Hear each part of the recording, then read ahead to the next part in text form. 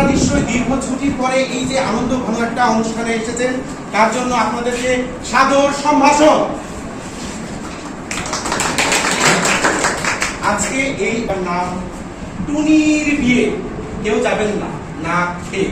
অবশ্যই খেয়ে যাবেন নাচটা শেষে। ধন্যবাদ সবাইকে। আজিশা কেমন আছেন? চা খাচ্ছেন নি? ভালো আছি, তুমি কেমন আছো? ভালো আছি গো। তুমি খাবে নাকি? হ্যাঁ, এই ছোট জিনিস দিয়ে হবে না গো। কি খাবে গো? না, বড় কিছু খাওয়ার আশা আছে। আচ্ছা খাও। আচ্ছা শুনে, বিয়ের ঘর আছে, ভালো কথা। ছাড়া করা যাবে না। পয়সা নিয়ে যাবো। কি বলছেন? কত বিয়ে হটাইয়া দিলাম, বিয়ে বিয়ে করে হটাইয়া দিলাম। আপনার মেয়ের বিয়ে বয়স হয়নি মানে?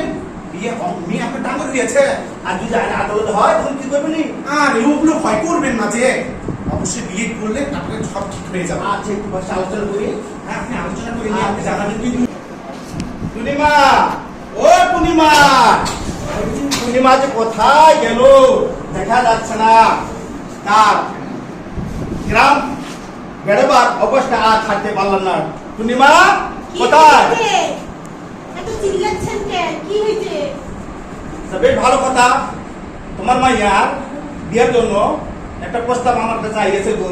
বিয়ে দিব নাকি? যদি ভালো হয় দিতে হবে। আচ্ছা তাহলে আলোচনা করি। আচ্ছা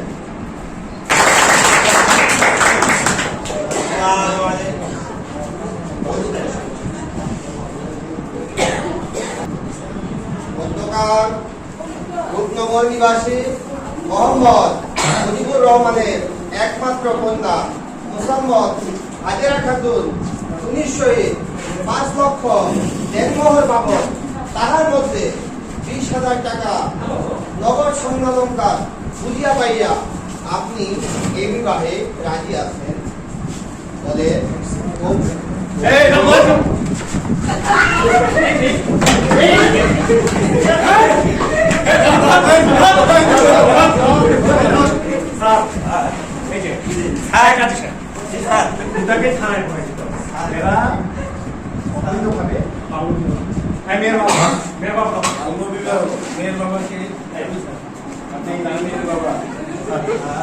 বিয়ে দিচ্ছেন?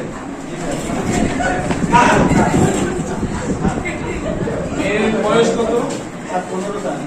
15 বছর বয়স। ভালো করতো স্যার, ওই জন্য স্যার ভালো ঘর। জি স্যার বয়স তো ভালো করে পাইছি, ওই জন্য স্যার দিচ্ছি। আমি কাজে করছি। আপনি বিয়ে করাচ্ছেন? আর আমি অর্থের কথা মনে করেছিলাম। আপনি কি রেজিস্টার্ড কাজী? আপনি তো জানেন মেয়ে মানুষ 18 বছরের নিচে বিয়ে দেওয়া আইনত দণ্ডনীয় অপরাধ। ছেলেদের ক্ষেত্রে 21 বছরের নিচে বিয়ে দেওয়া দণ্ডনীয় অপরাধ। তাহলে আপনি আইন জেনে, এটা গ্রামের সাধারণ মানুষ, তারা হয়তো প্রলোভনে পড়ে বা না বুঝে বিয়ে দিতে পারে। আপনি কিভাবে এই কাজটি করতেছেন? এটা ব্যবসা, বিয়ে দেওয়া ব্যবসা বলে কি? আপনি তো সাক্ষাৎ ডাকাতের মতো কথা। দাঁড়ান, আমি একটু কথা বলবো।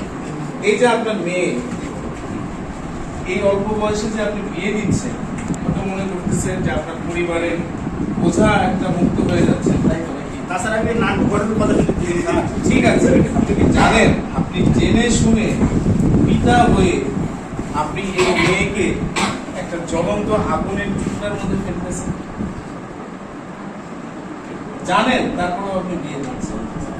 আপনার এই মেয়েটা অল্প বয়সে বিয়ে দেওয়ার ফলে তার যে স্বাস্থ্যের হানি হবে, কিছুদিন পরে তার ঘরে যদি সন্তান আসে, সেই সন্তানটা অপুষ্টিতে আক্রান্ত হতে পারে, এমনকি পুষ্টির অভাবে সন্তানটি মারাও যেতে পারে। যদি বেঁচেও যায়, এভাবে শত শত বাল্য বিবাহের ফলে এই সমাজে যে একটা সামাজিক সমস্যার সৃষ্টি হবে এবং জনসংখ্যা যে দ্রুত বৃদ্ধি পাবে, আপনি কি এই সমস্যাগুলোর কথা বুঝতে পারতেছেন? ভুল হয়েছে? আপনি স্বীকার করতেছেন? আমার ভয়ে বলতেছেন? তাহলে আপনাকে একটা মুসলিম করতে হবে। 18 বছর বয়সের নিচে কোনো মেয়েকে বিয়ে নিজেও দেবেন না, কাউকে দেওয়ার জন্য উৎসাহিত করবেন না। 21 বছর বয়সের নিচে কোনো ছেলেকে বিয়েও দেবেন না, দেওয়ার জন্য উৎসাহিত করবেন না। সেই সাথে আপনার এলাকায় বা আশেপাশে যদি এরকম কোনো বিয়ে ঘটে তাহলে সঙ্গে সঙ্গে আপনার ইউনিয়ন পরিষদ, সংশ্লিষ্ট পুলিশ স্টেশন, থানা যেটা আপনারা বলেন, অথবা উপজেলা নির্বাহী কর্মকর্তার অফিসে আপনারা সংবাদ দিবেন। রাজি আছেন? তাহলে এই মুসলেখা দেন। এই মুসলেখা দিলে আপনার শাস্তি মকুব হবে, নলে পড়া জেল জরিমানা হবে। সুপ্রিয় দর্শক, হ্যাঁ অবশ্যই আর এগুলো লিস্ট করবেন ওসি সাহেব। এই সমস্ত কাজী এবং যারা যে বিয়ের মধ্যস্থতা করে এদের একটা লিস্ট আপনি আমার উপজেলার যতগুলো আছে আমার কার্যালয়ে জমা দেওয়ার ব্যবস্থা। আসেন, আপনি শিক্ষিত মানুষ, আপনার তো রেজিস্ট্রেশন বাতিল করে দেবেন।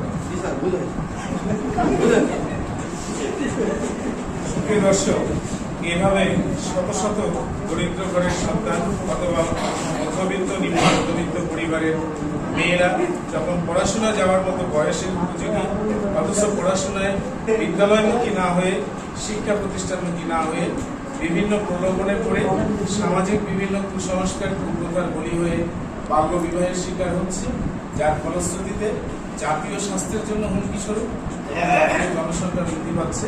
তাই আসুন আমরা সকলে মিলে দীপ্ত কণ্ঠে শপথ করি, সবাই মিলে বাল্য বিবাহ প্রতিরোধ করি, নিরাপদ সবাই মিলে বাল্য বিবাহ প্রতিরোধ করি।